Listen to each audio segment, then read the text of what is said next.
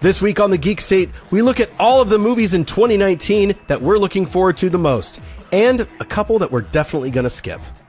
We get the first details on a new installment of an arcade classic. And can we stop with the YouTube Star Wars drama already? All that and more on the Geek State. Somewhere in space, this may all be happening right now. And it's coming to your galaxy this summer. Stand by alert. This is it!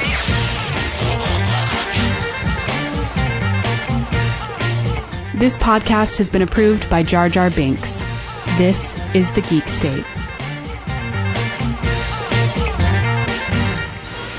From the backlots to the box office, this is the Geek State Episode 3. I'm Chris, and joining me as always, my buddy James. James, sir, it is a fine evening for a podcast, don't you think?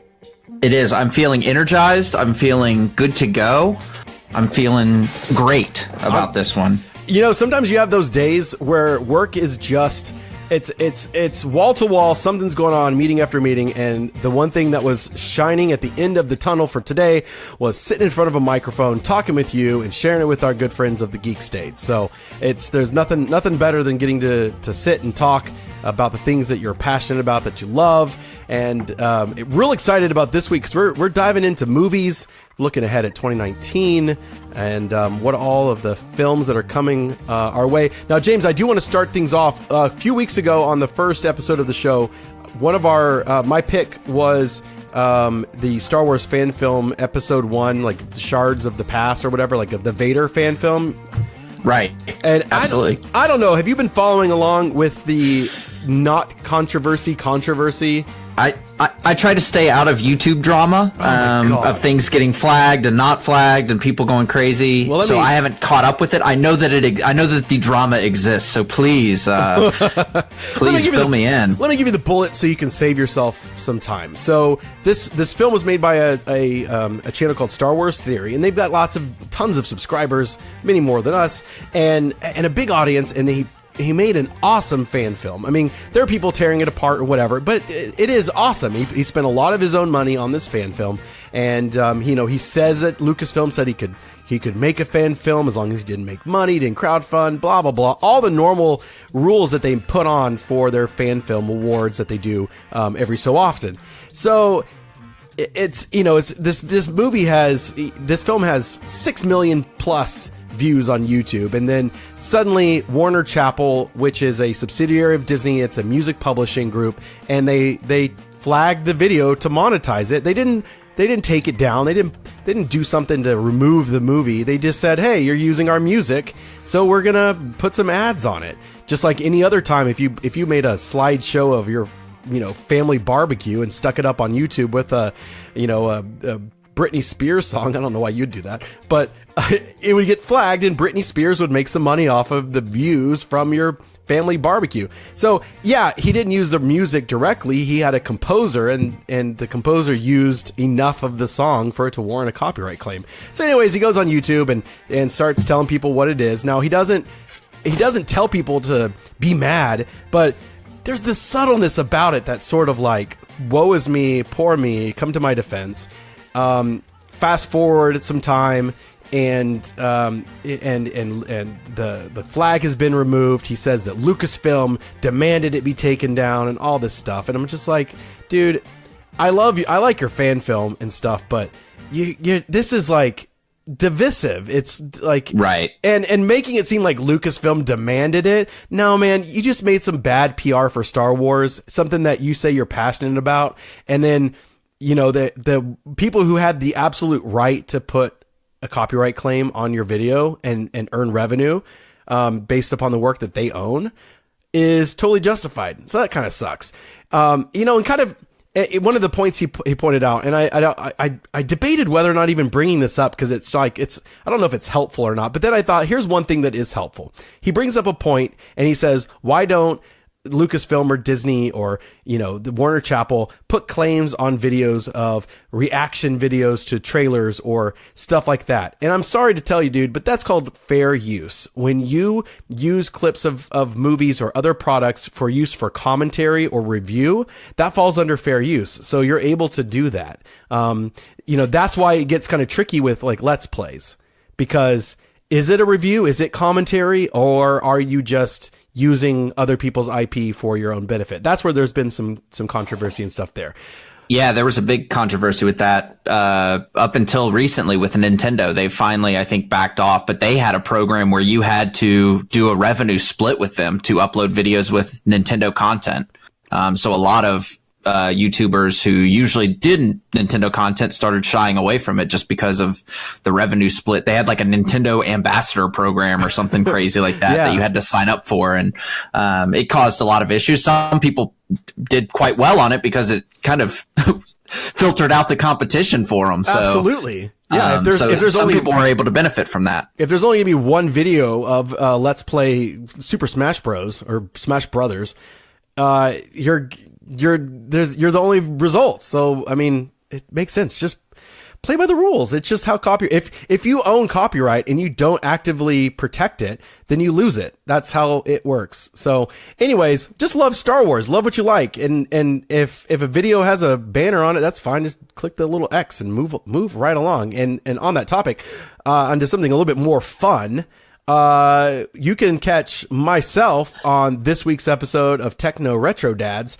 They're part of the Retro Zap network. You can find them over there. And we're talking Funko Pop and my collection. I do a live, nothing's better on a podcast than hearing someone eat. So I tried to do it off mic. I did a live taste test of a Funko Pop cereal. I opened up a box of Red Ranger Funko Pop cereal and give it a bit of a test and reach down to the bottom to pull out my the prize, which is a fun little Funko Pop, tiny version of the Red Ranger Funko Pop. And it was a lot of fun. And I got to share my very limited knowledge of Zelda. Very exciting. Yeah. Just out of curiosity, when reviewing cereal, do you review it both dry and then with milk, or how does one review cereal? I've never really dabbled in that, but I think I might have a future in it, is what I'm saying. You might. You know, something to check and test, to check out is the Techno Retro Dads podcast, because they do this kind of thing often. They have it's like a Saturday morning, like you're sitting in front of the TV in the 80s, and you can't imagine this, but you're sitting in front of the TV and you're watching your Saturday morning cartoons, eating your bowl of cereal, and they do some cool cereal reviews. So I did it without milk. I didn't have that many also because I'm trying to be good. I'm 2 weeks into a diet that's kind of pretty restrictive on carbs. So I just had a couple, and it's pretty good. It's pretty good. I've heard other people say it's not all that tasty, but it's kind of reminiscent of Fruit Loops, to be honest. So I wanted to say it was cherry flavored, but they say Fruit Loops, they all are the same flavor. So despite the color, it doesn't really matter. So it just had a generally good taste, but most importantly, the box art's really cool. That's why I bought it, and then had a little Funko Pop inside. So it was pretty awesome. So if you want to hear that in its entirety with some pretty cool dudes, check out the Techno Retro Dads podcast. Subscribe to them if you don't already, and come on back to our show after you've done that. James, what have you been up to, man? I mean, yeah. So, I mean, just a couple quick. So, what have I been up to personally? I've been replaying Resident Evil 2 before the remake comes out. So, I've been redoing that. I'm 2 playthroughs through. I've got 2 more to go because there's 2 characters, and depending on which one you go through first, it changes scenarios and things, and you just have to really experience all of it again to relive the 1999. Another little tidbit was Mortal Kombat 11, which is a game coming out before too long, had an event today. Its first kind of, outside of its announcement trailer at the Game Awards, its first real event. Nothing too crazy other than they just announced that, it's going back to the original characters for the most part. You got Sub-Zero, Scorpion, Raiden, Sonya Blade, all were announced, as well as Baraka and Scarlet, which Baraka and Scarlet weren't in the last one. So that's kind of a good thing. And then there's 2 new characters that they've announced, Garrus and Chronica, which they showed their fatalities. They were quite brutal. And then the only other thing that they touted was that Ronda Rousey was the voice of Sonya Blade, which was met by a sure. Okay. I guess it makes sense. Which she was a big Mortal Kombat fan as a kid. She's always, been very open about loving Pokemon and video games as a kid. So it is kind of cool to see her get to play that character. Yeah, absolutely. It's totally cool to be a part of the thing that you grew up with. It's sort of that same that same feeling that some of the employees at Lucasfilm must feel when like a character in like an episode of Clone Wars is like kind of named after him, like where they kind of Star Wars up their name. It's sort of like you're a part of it. To be a part of something that you love so much is pretty cool. Plus, I mean, come on, this gives them a great opportunity to make a commercial with her, and put her all over, TV shows, because you can't have Sub-Zero show up to the Tonight Show. Yeah, unfortunately not. No. So Ed Boon has her to do her thing. We also decided to take ourselves a little survey. The important stuff. This is the important stuff. Yeah, the kill 5 minutes when you're on the toilet survey, as I like to call them. Bingo. To determine what Marvel character we would be. Essentially, I think it was 8 questions, and you got to pick from a tile's worth of answers. There were, 12 answers for each question that you could choose. And I'm going to be honest, I think I got what all of America would want to be, and that is Captain America Steve Rogers.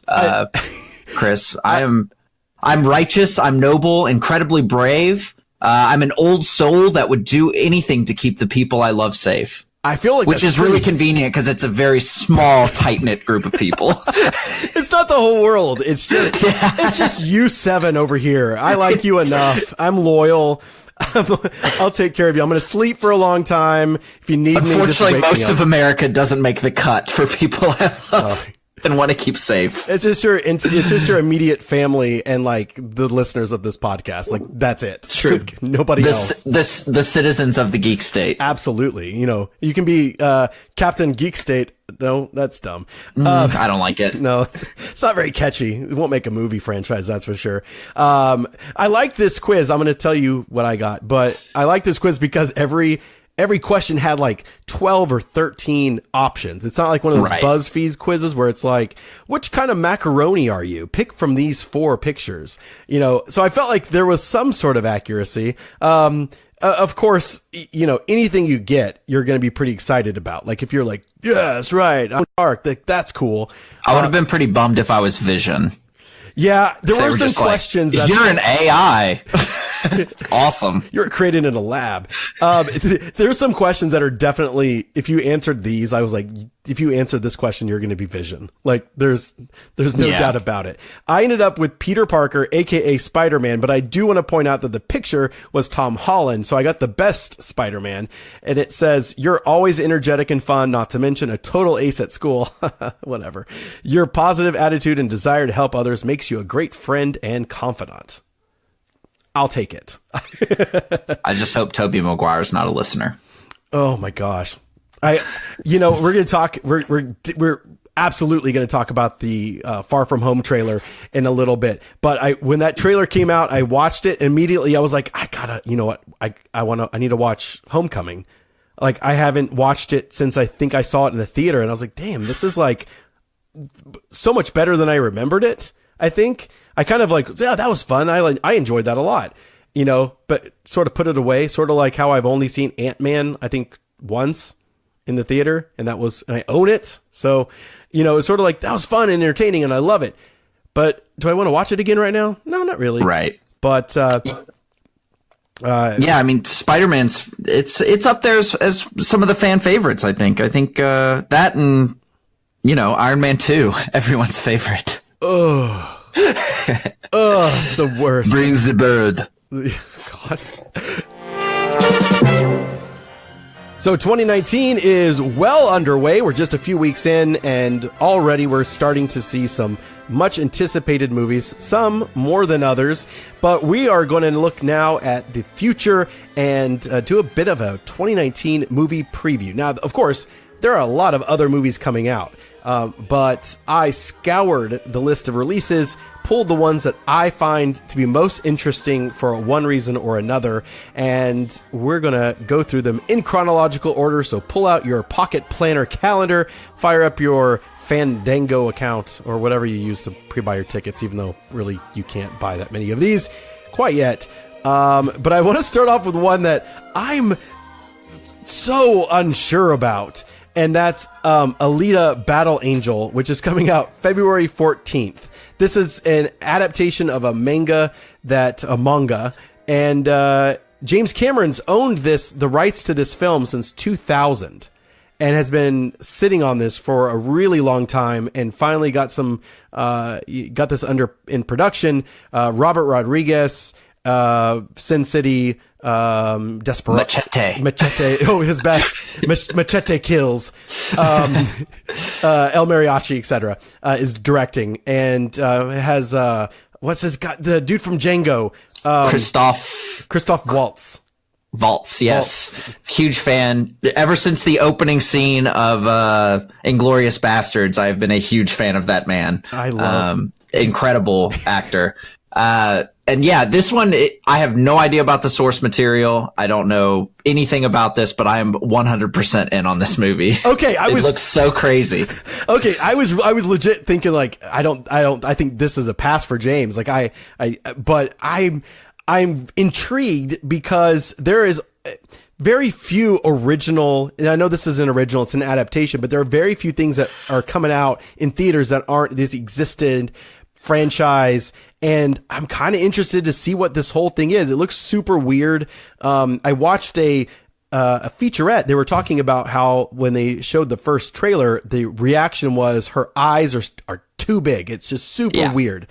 And then the second trailer came out and everyone's like, oh, her eyes are so much better now that they're smaller. And the funny fact is they didn't actually make her eyeballs, like the actual, the size, any smaller. They just made the iris bigger. And that for some reason made it better. Maybe it made it more proportional to, I don't know. That's so strange. But if you watch those two trailers, that's what they did. And I was like, that's kind of interesting. Early buzz is really good. And I don't, early buzz can be all kinds of things. It can be fake, it's PR, it's close friends, of the production that see it. But there's been some early test screenings, and there's been, a little bit of buzz coming out saying it's amazing, that it's amazing in 3D. And that's not a surprise. The only people who have really done 3D right is James Cameron and Robert Rodriguez, if you count Spy Kids 3D Game Over. So, which I do, just for the record. It had the kid from Punk'd in it, so. Oh, it did. It did. Oh God. Pinkston. Ryan Pinkston? Yeah. Something like that. What's he up to? He's got talent. Yeah. That kid, he was great. Yeah, he's still doing stuff. So that's coming out February 14th. We're going to skip ahead to March. There's a bunch of other just random stuff that I didn't find interesting. But if we're missing one, if we skip over the movie that you're most interested in us talking about, and you're like, how dare they skip something? Send us a tweet or a message on Facebook. That way we know that you're interested in it, and then we'll go see it and talk about it. So the next movie comes out March 1st. It's the final in the How to Train Your Dragons franchise thing. It's The Hidden World. You want to talk about a hard pass from James? This would be the hardest of hard passes. I haven't seen any of them. I think I'm all caught up on How to Train Your Dragon. You can't. I know there's a dragon named Toothless, and I know that the guy from She's Out of My League is the main character. That's all I know about this. Yeah. I haven't seen any of these. I haven't seen any of the movies. I haven't seen the TV show that goes along with it. I think while I am not super excited about going to see this, just mostly because I don't have any attachment to a finale in a series without seeing any of the other movies, I have a good feeling I'm going to be dragged along to see this one. So, I'm sure I will let you all know what I think about that. So skip forward a week. And for a movie that's going to make a crap ton of money, I already have my tickets. Let's talk about Captain Marvel, James. Yeah, this one looks pretty good. It looks, they haven't really shown much in the trailers, I don't feel like. It's kind of been I don't know. It's you can't really, based on what I've seen just from watching them once or twice, I can't really put together everything that's going on like you can with a lot of movies that have 10 trailers nowadays. Yes. But this one's very well done. It looks cool. The only thing I'm worried about is it looks like it's very, very, very, very CG heavy. And especially when it comes to space CG, it just doesn't do anything for me. I don't know what it is about like flying through space in a spacesuit. Yes. Okay. I don't know why because if you do CG of a real thing, I can, like, buildings collapse and things like that. I know what that looks like, and you can trick me into believing that's what's happening. Whereas if it's like something that doesn't exist, right. I go, that's not how I picture that. You know what I mean? So right. There's like gravity. The physics are all different in space. And so, yeah. So it always looks weird to me. So when she's like all Captain Marveled up in the trailer, I'm kind of like, ugh, whatever. But I'm sure it's going to be awesome. It's going to be fantastic. I mean, so for those who don't know, at the end of Infinity War, there's a little bit of a nod that Captain Marvel is somehow going to be involved, and this is the movie that takes place. It's a backstory. It takes place early. I guess would be in the timeline, right? Well, no, not exactly. Captain America. It's in the 90s, right? Correct. So, it takes place in the early 90s. We get a young Nick Fury, a young Phil Coulson. There's a cat. Come on, there's a whole they put out a poster for Goose the cat. Well, that's just super exciting. I already bought that on my Disney Rewards app, and it's coming here soon. No, I'm just kidding. I'll be sure to have I'll be sure to take my cats to go see that. I'm gonna make an early prediction. I'm gonna make an early prediction here, James. Are you ready for a Geek State early prediction? Goose the cat kills Thanos. Just saying. I think that's a terrible prediction, but moving on. So April 5th. What do I get if that's what happens? If Goose is in any way associated with killing Thanos? No. Directly. Does Goose kill Thanos? Okay. Does Goose kill Thanos? What do you get if Goose kills Thanos? Yeah. I don't know. I don't even know that Vegas would take that line, I think it's just too I don't think there'll be enough action on that line to make it worth it. So but moving on about a month, a little less than a month actually. We have the DC joint, I guess, Shazam. Again, another one that just really does very little for me at this point. Yeah. There's something about it there, and I don't know what it is. It's definitely more lighthearted. It's got, he was in the Thor movies. I'm sorry for my own notes here. I didn't put him in here. Someone's yelling at the guy from Chuck, right? Yeah. Isn't that where he's from? Yeah, he was on Chuck. Yeah, great. This guy. Anyways, I don't know what it is. It is definitely more lighthearted. I think that it's sort of this. It's like, I don't know. It taps into something inside me that's sort of like, man, when I was a kid, I'd love to have been a superhero. And that's what the whole premise is. It's this, young guy, Billy Batson. He's like in foster care, and all this stuff. And he gets picked, his foster sibling gets picked on or whatever. And he sticks up for him, and he gets like chosen to have this, Shazam power. And anytime he says Shazam, he turns into this big superhero. So it just seems to me, it seems fun. I'm going to see this. So up next, we got Hellboy coming out a week after that. Haven't seen too much from this. It's gritty Hellboy from what I've been able to see from it. It looks, it's still taking itself seriously like the original ones, but I think it's taking itself, it's got a bit of I feel like there's a bit of a lighter tone. You've got the guy, what's his name? The guy from, we sound like the experts. Who's this guy in Hellboy? But the star is he's on Stranger Things. And is he the cop David from Harbour. Stranger Things? Yeah, that's David Harbour. Oh, I didn't know that. Interesting. Come on. It's got Mia Jovovich and Ian McShane and Thomas Hayden Church.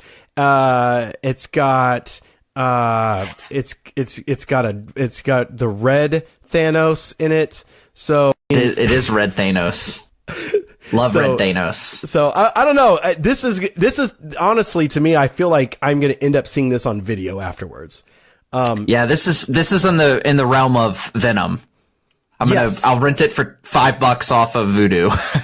I'm going to eventually see this, unless there's an outpouring of people saying, no, you have to see this, give this one a shot. Then absolutely we'll see it. But the next movie we will definitely see, because everyone in the galaxy is going to end up seeing this movie.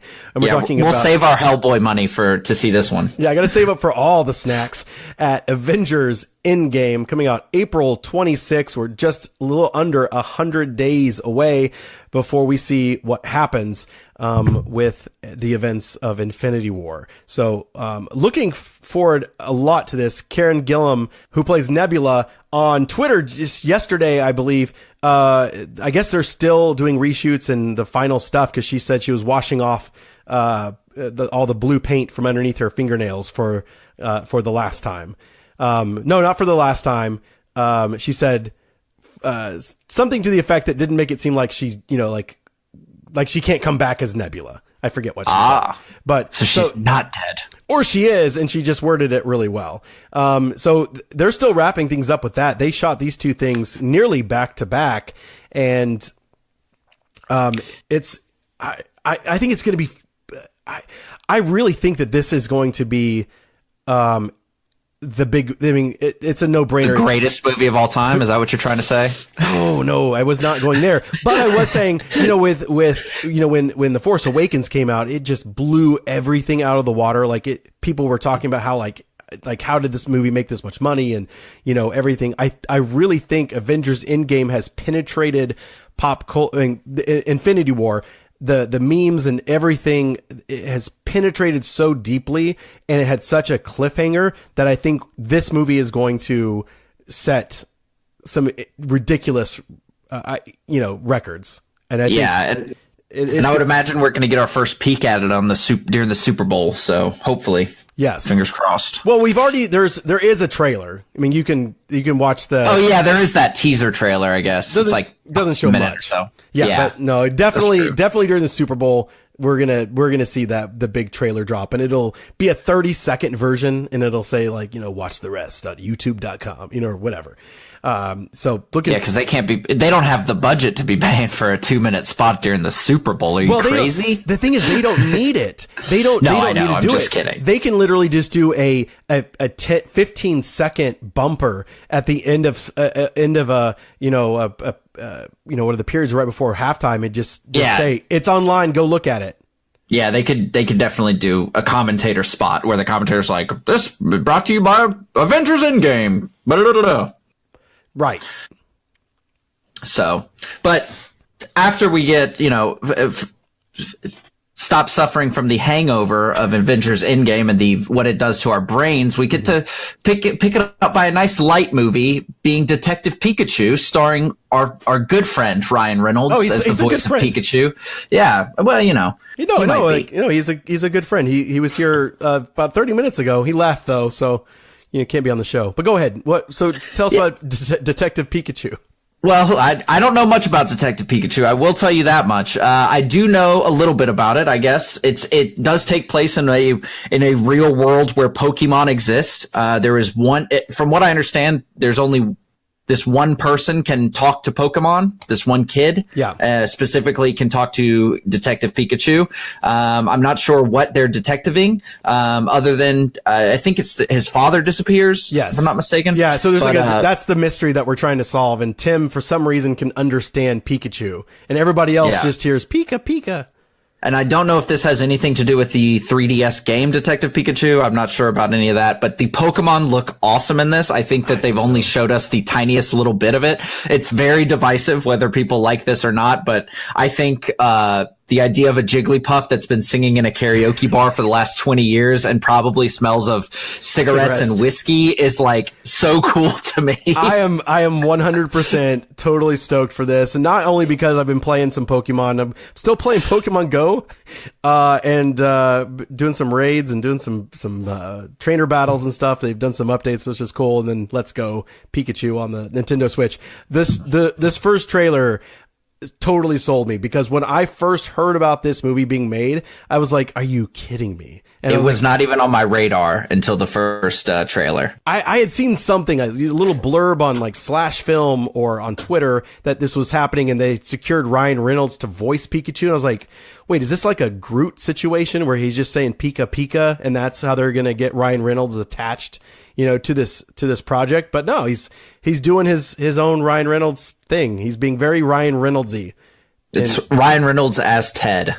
That's what it kind of. Yeah, pretty much. Well, I'm skipping ahead a little bit because everybody knows that Avengers is going to keep making money all summer long, and Fox is going to just throw away a movie June 7th with Dark Phoenix. This movie is over budget. There have been numerous reports of massive reshoots, which doesn't mean it's going to be bad. Rogue One had tons of reshoots. They completely changed a lot. That movie was reshot. I don't even think it categorizes as reshoots. Well, looking at now what the estimated budget is, they say that now the budget for this movie is about $200 million. And my God, I read a comment that somebody from inside production, and it may have been an actor, said that everybody on this movie are embarrassed to be a part of it. Oh no. So I want to give them hope, and I don't want to throw shade or say this movie's gonna be bad because of reshoots and stuff, but this is regardless of how this movie does, this is the end of this era of X-Men. Anyways, with Fox and Disney merging, and that's already happened. So once this story's done with these actors and this whole universe, we'll have a few years, probably like 4 or 5 years. And, in the next phase of the Marvel MCU, this will be the redawn of the X-Men mutants. I have no doubts. They will definitely bring them in.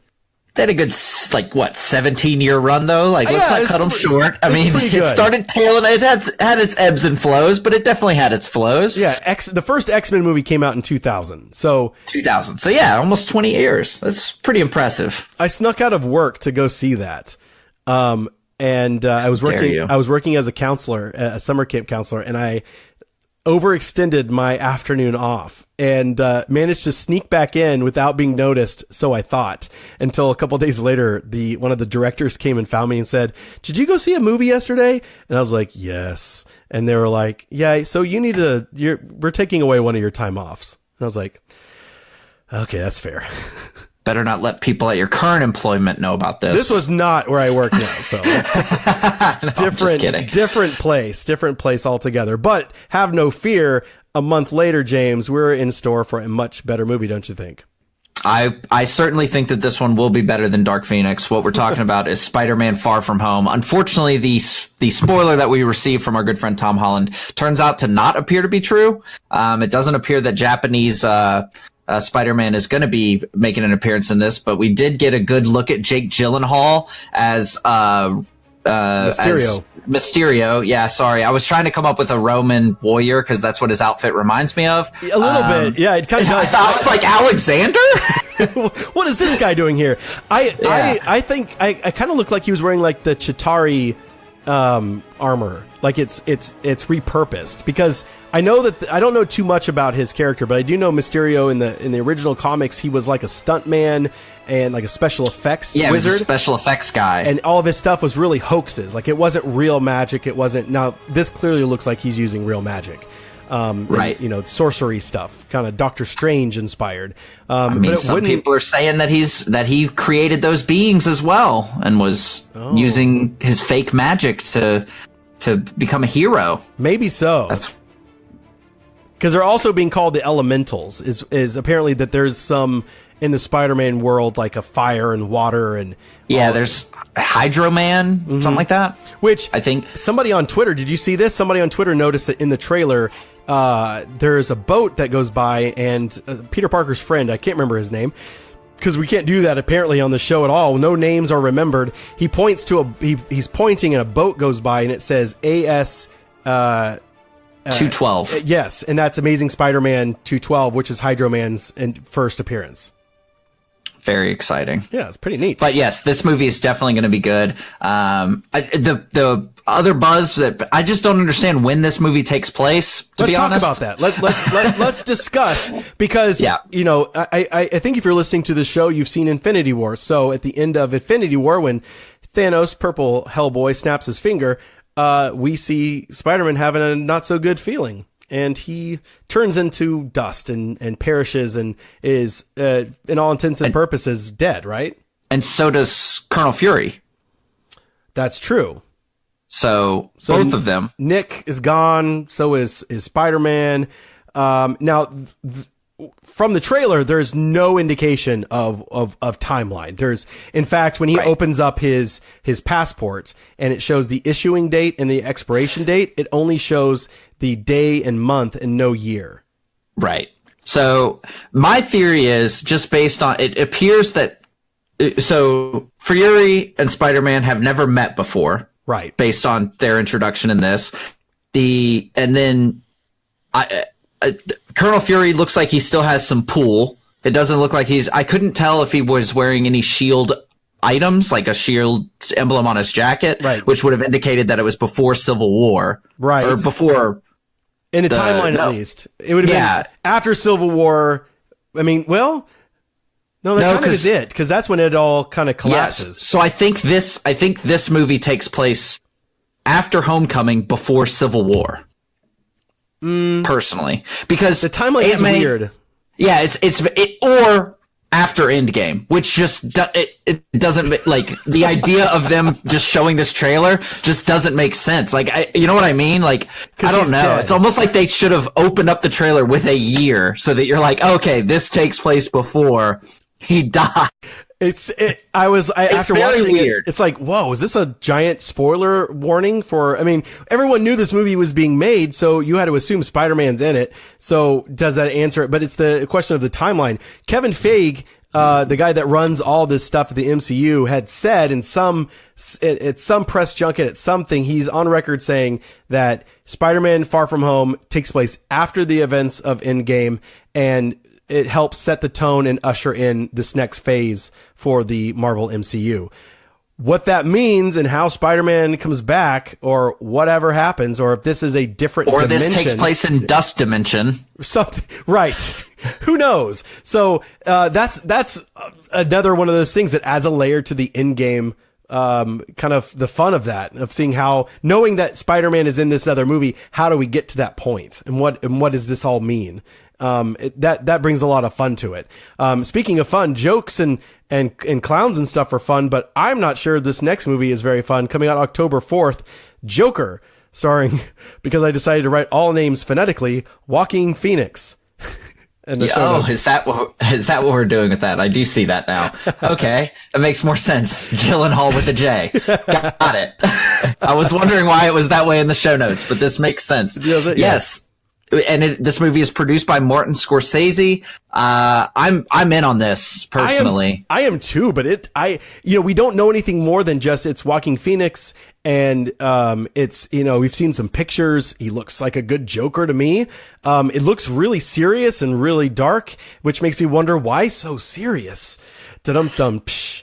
But how dare you? God, I can't do that. I'm done with this podcast. This is the last episode. I'll just call Mike. Mike will be here in 10 seconds. He'll dump his Nerd County show and come right over. Yeah, Nerd County. You guys can talk about Star Trek.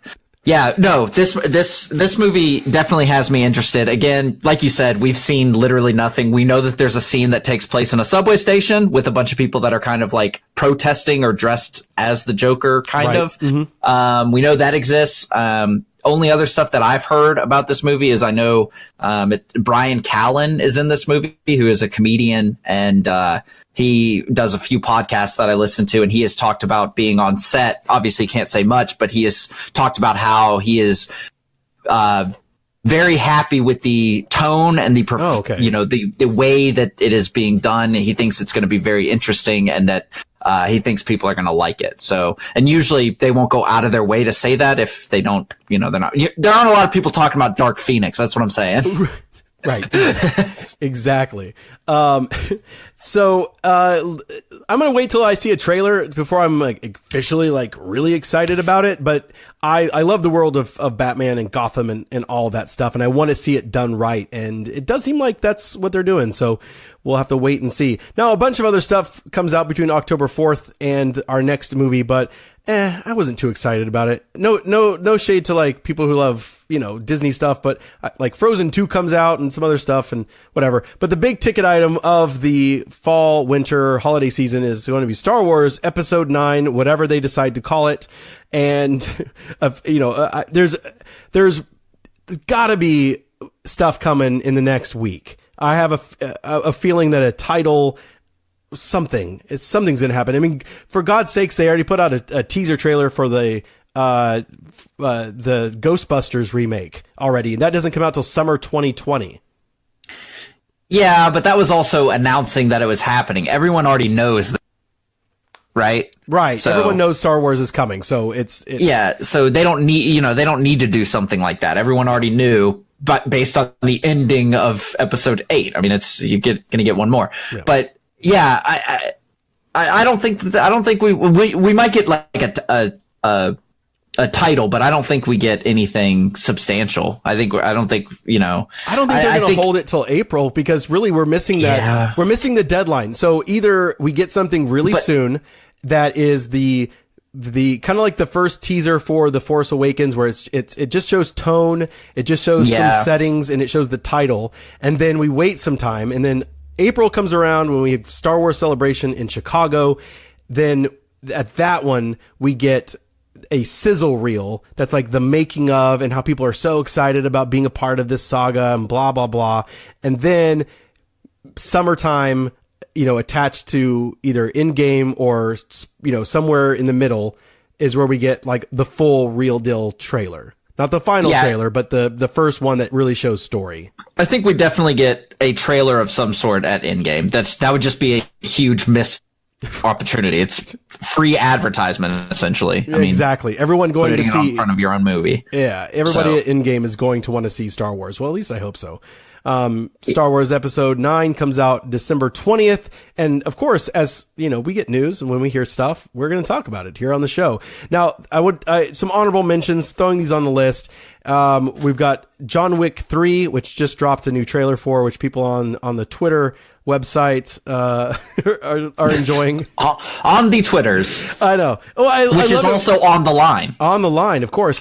Yes. Something I'm not at all interested in unless they somehow show me that I should be. Terminator 6 got that Arnold Schwarzenegger fella and Linda Hamilton coming back. I don't know how they're going to work this. We'll let them play that one out. It Chapter 2. So this is like what happens when the It kids grow up. I thought it was great, and I'm going to see this movie. I just didn't have that much to talk about it. Another stinker that's been moved around a lot by Fox recently dealing with the mutants is New Mutants, which looks like a horror movie. It was supposed to already have come out like in October, and then they moved it to January, and now it's coming out later, like in the summertime, like August or something. Sort of like... Not really sure about that one. And then finally, also coming out this next year is Men in Black, but with the cast of Thor Ragnarok. It's Men in Black International. So it's got Thor and some other folks that are familiar to Thor. His name is Chris Other Asgardians. Yes, she was a Valkyrie in Thor Ragnarok. So a lot of good movies coming out this year. Looking at, we skipped over a bunch. Like there's, Aladdin and Lion King are coming out. And I was looking at a roster of all the films that Disney has coming out. And, whether it's Disney official or if it's like, Lucasfilm and Marvel. And just the deck is so stacked. Like this is going to be a really good year for Disney. And they really need it after last year. They need some big wins with, Avengers being one of them. Han Solo did pretty good. People dog on it and say it didn't do very well. It still did really well when you compare it to the rest of the films that came out last year.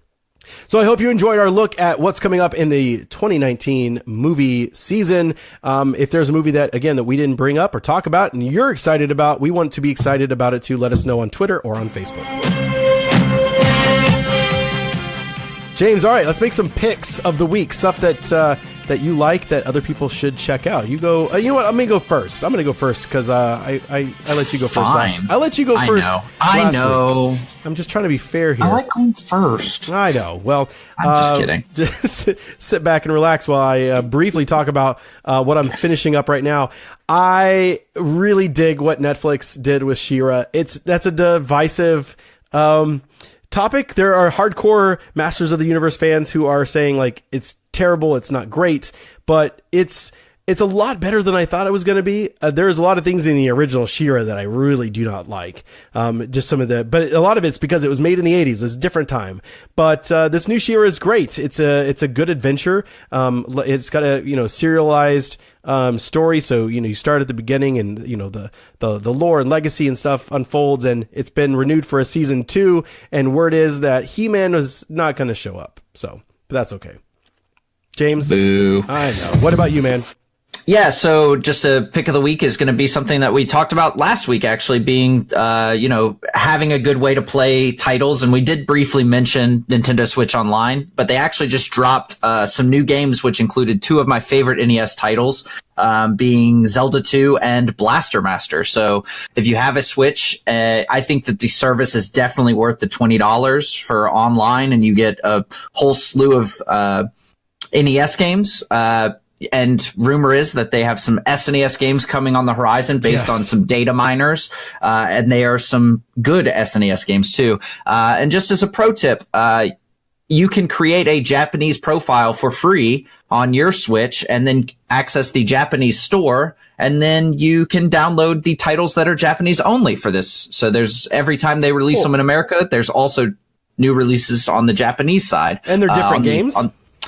Most of them are the same. I think right now there are 4 unique games to the Japanese store. So you can always do that. But it's also cool to look at go in there, and it shows the Japanese box art rather than the American box art. So it's kind of cool to see that as well. So the games are obviously in Japanese. So obviously you wouldn't want to do like Zelda 2 or something like that. Right. But I think right now, I forget the name of the game, but it's a very early 2D fighting game. Where you are like a robot, and it's actually a pretty good game. It's one of the assist trophies in Smash. I forget the name of the game though. It's like Joy Robot Fighter or something like that. That sounds about right. Yeah, you should definitely check it out. And just if you don't know how to create a Japanese account, I'm sure there's a YouTube video out there for you. And I'm really dying to to play some like multiplayer, because that's one of the cool things about the NES games on the Switch is that you can play online multiplayer with your friends. Balloon fight you anytime. I need to send you. Do I have to silly like friend code? Is this how Space Points? Like is that how it works? I have 0 Nintendo friends. So also, if you have a Switch, hit us up on Facebook and we'll Switch friends. Absolutely, and we can play Smash Brothers and Mario Kart. Yeah, and NES games. Yeah, no kidding. I would definitely do that. I've got Splatoon. Did you have Splatoon? I do not have Splatoon, but it's on the short list. It's a list of games that I'm interested in. I like it. It's very enjoyable. We'll do something pretty soon. I've got we record this show via Discord, and we have our own Discord server, and been kind of subtly polling some, not really subtly. I just threw it on Twitter and said, who wants to join us on Discord and hang out with us? So look for information about that. That's going to be coming soon, so you can hang out in the Geek State and some more fun stuff. But first, before we move on, before we wrap up this show, I'm going to pull up our Apple podcast, and we're going to give away a Funko Pop prize pack. And last week I only said it was going to be a Ryu 8-bit Funko Pop, but I found something else that went with it. I found the 8-bit Ryu lanyard with the like lanyard holder and all that stuff. It's got this cool 8-bit Ryu that hangs from it. So that's going to all be included. And so I'm pulling it up. I'm going to pick a person at random. Please be me. Please be me. You're ineligible from winning. And what? I know. And our winner is Daniel Gonzalez. Congratulations, Daniel. If you are listening, please give us a direct message on Twitter or on Facebook. Send us your mailing address, and we will send you your prize pack as soon as we can. And this next week, we're doing another contest, another giveaway, but you need to be following us on Twitter and on Facebook in order to find out about it. So head over to Facebook at facebook.com/thegeekstate. On Twitter, we're at The Geek State Pod, and you will find out how to enter to win another Funko prize pack just by going over there and following the instructions on Twitter. So, from all of us here in the Geek State, you stay excellent to each other, and we'll see you next time.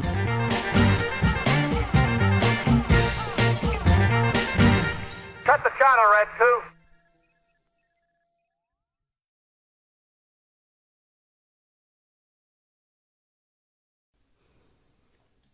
This YouTube Star Wars drama. It's ridiculous. I don't understand. It's terrible. Why can't you just watch your YouTubes? Just turn on the YouTubes. Go see a Star War. 1 star, 1 war. That's all that matters. Yeah, just our star, the sun, and our war. Alrighty. The Geek State, not the Geeks. Yeah, that was not good. But you know, that's like Old that's habits. like when you start a new job and you answer the company. Yeah, you answer the phone with the wrong thing, or you say "I love you, boss" when they call you. That's my favorite. It's happened to me twice. My favorite is when the waiter, or like, it's not the in same my thing, lifetime, but it's like when the it's great. Like when the waiter says, "You enjoy your meal," and you're like, "You too." You too. It's like that's the rudest thing you could say to that person. And they're like, "I've been a waiter." It's definitely rude, but we understand.